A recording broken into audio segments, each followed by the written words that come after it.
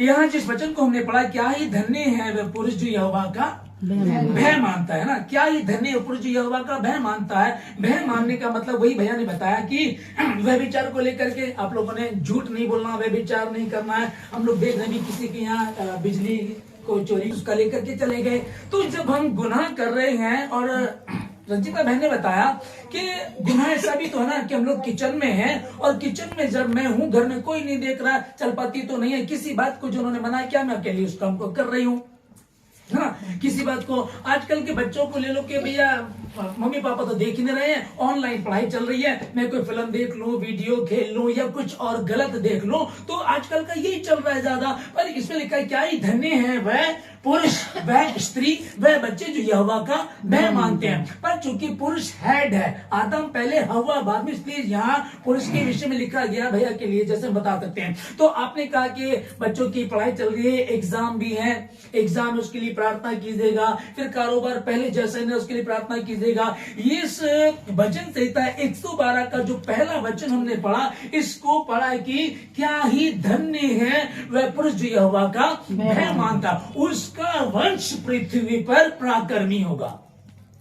आमीन, आमीन। उसका वंश पृथ्वी पर पराक्रमी होगा। अब वंश पृथ्वी पर पराक्रमी कैसे हो सकता है भाई? हाँ होगा, जब परमेश्वर ने कहा कि तू यहोवा का भय मान, तू वचन के अनुसार चल, तुझसे जो कहा गया तू भय मान, उसके प्रति ईमानदार रहे, जैसा प्रभु कहता वैसे वैसे चलता चला जाओ। तो ये बच्चों को जो टेढ़े चल रहे हैं उनको सीधा करने की जरूरत नहीं है, अपने आप को सीधा कर लें। जड़ें जब सही हो जाती है तो पेड़ का सब कुछ ठीक हो जाता है। जड़ें ठीक नहीं है और पेड़ को आड़ा टेढ़ा हो रहा है, हम पत्ते छांट रहे हैं, हम कर इसको कीड़ा लग गया, कुछ और पड़ा, ऊपर से जब भी हम उसको ठीक करेंगे नहीं होगा। हमें कहां से ठीक करना, उसको जड़ों से ठीक करना।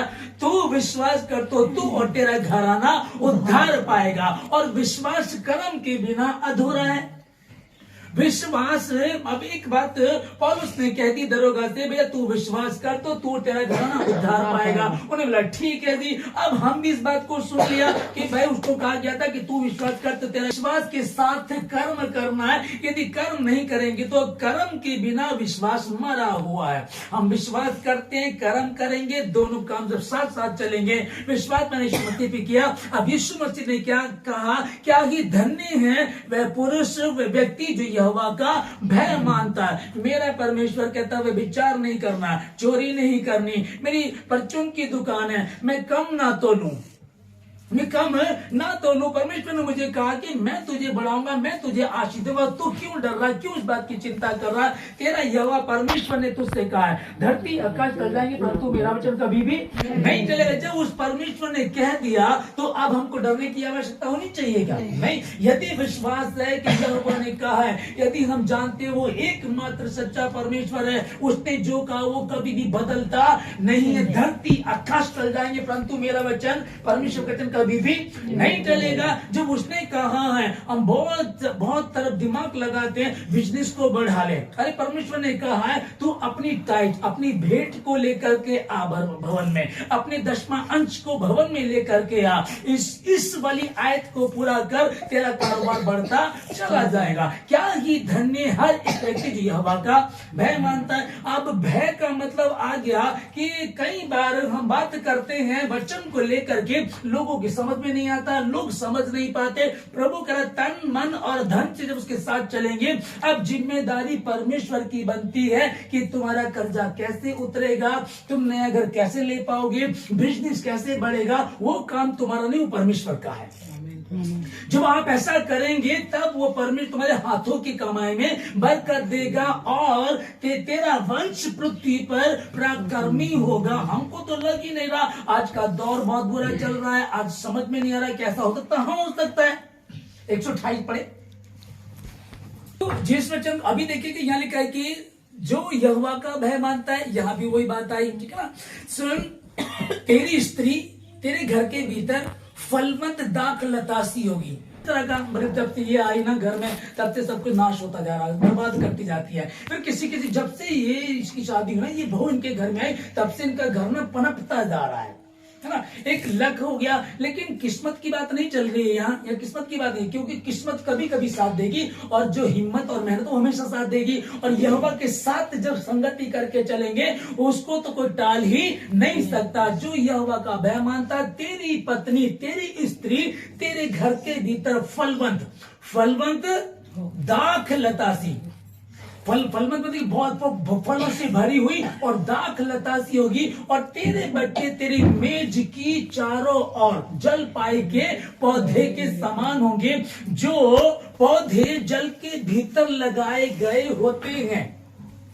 हम पढ़ा ना उसको, भजन संहिता एक अध्याय में हम लोग पढ़ते हैं कि जो यहोवा का भय मानता हो किसके समान होगा, वो उस वृक्ष के समान है जो जल धाराओं के किनारे लगाए, जल पाई के पौधे के समान होंगे, जल पाई के पौधे के समान। और सुन, जो पुरुष यहोवा का भय मानता हुआ ऐसी ही आशीष पाएगा। तेरा वंश पृथ्वी पर पराक्रमी होगा, प्रभावशाली होगा। आप सब जितने भी बैठे, जितने मुझे इस समय सुन रहे हैं, अगर आपको परिवार का, बच्चों का, घर का, बहू का समझ में नहीं आ रहा है, इस वचन को पढ़ना शुरू कीजिएगा, इस वचन को बोलना शुरू कीजिएगा। क्यों बेटा नहीं मान रहा, क्यों बहू नहीं आती, क्यों नाती नहीं मान रहे, क्यों पोते नहीं आ रहे हैं, क्यों दिक्कत चल रही है? तभी इसलिए दिक्कत चली, शायद पहले वचन में गड़बड़ी है। मैं यहोवा का भय नहीं मान रही हूं, मैं यहोवा का भय नहीं मान रहा हूं। मैंने यहोवा का भय मानना, सबसे पहले आप ना इसके अनुसार कोशिश करो।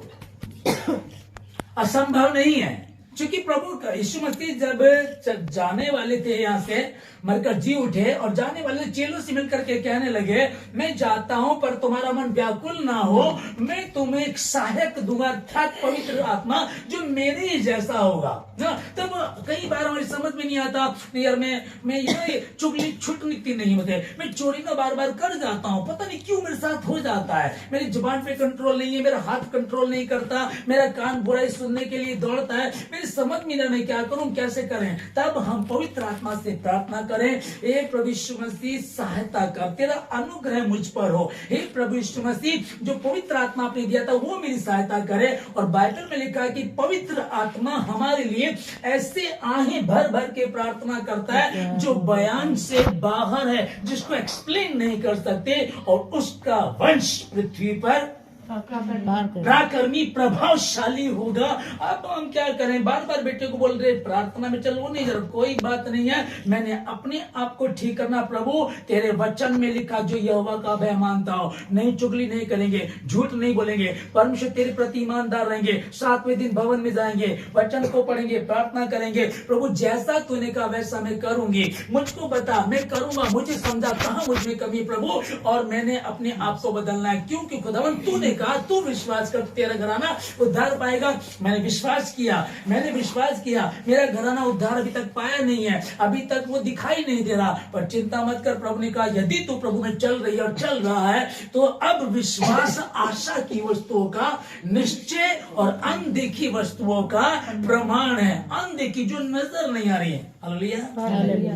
अब विश्वास आशा की वस्तुओं का निश्चय, जो अपने आशा की है, मेरा बच्चा बदलेगा, ये भवन में जाता, ये आएगा, मेरी बहू बदलेगी, आना पड़ेगा, मेरे नाती आएगा, मेरा दामाद आएगा, हमारा परिवार है, चूंकि बाइबल बता रही तू विश्वास कर, और मैंने विश्वास किया। अब विश्वास आशा की वस्तुओं का निश्चय। आमीन। ये किसने कहा? परमेश्वर ने। आशा की वस्तुओं का निश्चय। कौन सी आशा की आपने?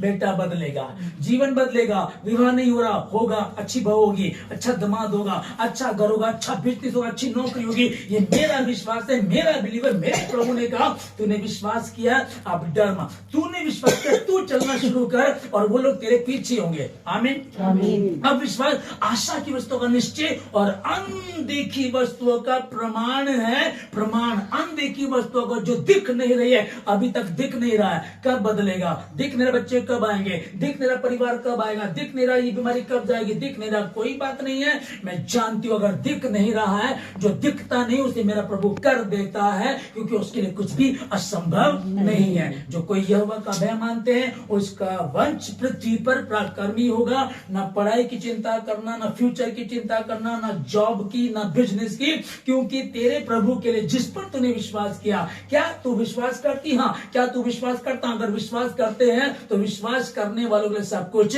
संभव है। आमीन, हालेलुया। कोई सवाल इसमें? प्रभु के खादिम, बाइबल में लिखा है कि परमेश्वर के दास जिन जिन घरों में गए हैं वो बरकत आई है। कारण क्या है? परमेश्वर ने कहा कि जाओ, जाकर के लोगों को सुसमाचार प्रचार करो, जिन घरों में जाओ उनको आशीष दो, आशीष दो। घर में पांव रखते उनको आशीष दो और कहो कल्याण हो तुम्हारा। वो लोग यदि योग्य होंगे तो आशीष का अभिवादन उनके यहाँ ठहर जाएगा, और यदि योग्य नहीं होंगे तो वापस लौट आएगा। तो जितना मैं आपको जान रहा हूं आप बढ़ रहे हैं, और अभी तो पांचवा दिन उपवास का, अभी तो 40 बचे हैं, जो 40 है 46 47 जाते हैं, तो उनकी चिंता ना करें, आप बढ़ते चले जाइएगा। आपके चेहरे का तेज बढ़ेगा यीशु मसीह के नाम में, और आप बहुत से आशीषित होंगे। आमीन, आमीन, हालेलुया। तू विश्वास कर तो तू तेरा घराना उद्धार पाएगा। देख मैं मर गया था, अब जी उठा हूं और युगान युग तक जीवता रहूंगा। तू विश्वास कर, प्रभु मैंने विश्वास किया तो फिर डर मत, तेरा परमेश्वर तेरे संग है। हे सब परिश्रम करने वाले और बोझ से दबे हुए लोगों, मेरे पास आओ, मैं तुम्हें विश्राम दूंगा। कहीं और तुम्हें जाने की आवश्यकता नहीं। किसी टोना टोटका बाबाओं के पास कहीं जाने की आवश्यकता नहीं है। किसी के आगे जा करके रोने की आवश्यकता नहीं है, क्योंकि हर कोई तुम्हारा मजाक बनाएगा। हर कोई कहे तेरे बच्चे नहीं सुधरेंगे, तेरा पति नहीं बदलेगा, अरे इतने दिन तो तुमको गए, कुछ होने वाला नहीं है। पर ध्यान रखना, वो तुमको कह रहे सुनो और उसको भूल जाओ, और याद रखना परमेश्वर की रिपोर्ट क्या कह रही है। परमेश्वर की रिपोर्ट ये है, परमेश्वर का रिपोर्ट जो हम लोग कराते हैं एक्सरा करा लो, चेक करा लो जा करके, ये वो अल्ट्रासाउंड है, ये वो एक्सरा है। इसमें प्रभु ने कहा कि सुन, जो यहोवा, जो कोई भी, जो पुरुष स्त्री यहोवा का भय मानते वो ऐसी ही आशीष पाएंगे, उनका वंश पृथ्वी पर पराक्रमी होगा। आप दादी हैं, आप दुख में हैं, आप पत्नी हैं, पति हैं, बहू हैं, बच्चों को लेकर के परेशान है, किसी बात की चिंता मत करना। यहोवा परमेश्वर ने कहा मैंने अपने इकलौते पुत्र, और न ही परमेश्वर का पुत्र, परमेश्वर ने अपने पुत्र को इसलिए भेजा कि वो जगत को दंड की आज्ञा दे, पर इसलिए कि जगत उसके द्वारा उद्धार पाए।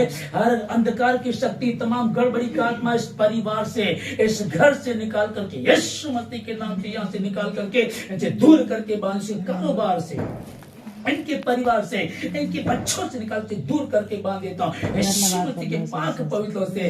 इनके घर को, परिवार को, इनके कारोबार को उठा देता हूँ। प्रभु आप इनको आशीष दें, बहुतायत से बढ़ा, इनकी तमाम जरूरतों को पूरा करें, बच्चों की पढ़ाई में सहायता मदद करें परमेश्वर। इनके उस वृक्ष के समान जो जलधाराओं के किनारे लगाया गया, ये जिस मार्केट में है वहां और भी लोग सामान, उनका भी काम है, इनका भी काम है, पर प्रभु ने कहा तू अलग चमकेगा। यहोवा का ठहराया हुआ है, यहोवा का लगाया हुआ वृक्ष है तू यहोवा पे विश्वास करता तो चमकेगा। लोग देखेंगे इतने कस्टमर इस पर नहीं आते, ये कैसे खुश रहता है, इतनी बरकत कैसे है, हम बहुत कमाते क्यों बरकत नहीं है। जब वो कमाते हैं और प्रभु में नहीं लगाते हैं, वो भूसे के समान है, पवन चलती उसको उड़ा करके ले जाती है, पर जो यहोवा में बोते हैं यहोवा उनको संभालता है।